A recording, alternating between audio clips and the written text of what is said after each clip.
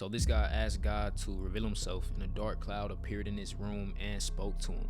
I said, I need to know if this God that I serve, that I felt when I was young, his presence, I need to know if it's real. So I went into, I like to call it a prayer closet because it was so huge. I went in there and I began to pray. It was Saturday. It was 9 a.m. all the way to 9 p.m.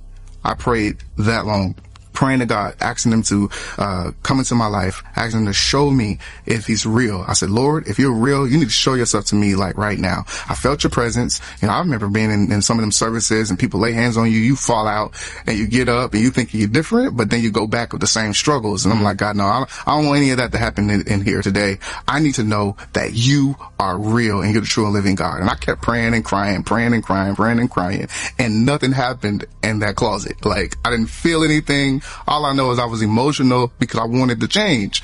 So I got up out of that closet. I said, he's not real. All this stuff I've been doing and experiencing is just all emotions.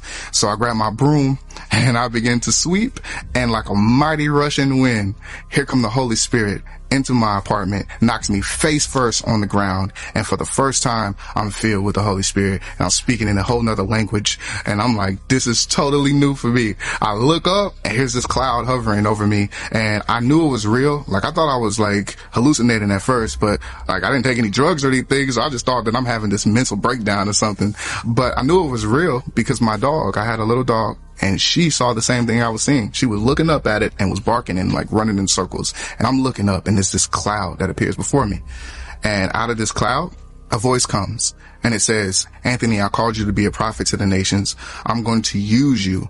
And what I want you to do at this time is I want you to leave school and I want you to go back home. I'm going to raise you up to be a worship leader and I'm going to use you in a great capacity. The prophetic is going to be something that you master. And I'm just going to do a lot of different things in your life. And so that's what I remember clear as day. And I was just bawling. I got up off that ground. I picked up the phone and the first person I called was my mom. And she was in church and she was just praying for me too.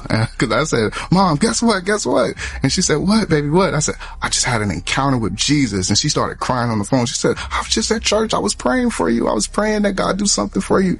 And we were just crying on the phone. And man, I can tell you that was the day that I fell in love with Christ because he showed himself to me. He showed me how real he really was. And I started looking the scriptures to find out what I experienced in Exodus and in Chronicles. Like, all of those mentioned when God would show up, it said he would show up like a cloud, or the smoke would fill the temples when they were praying. Like when Solomon prayed, it talk about how the smoke filled the temple. So I literally saw that in real life, and a voice from heaven came down and spoke over me.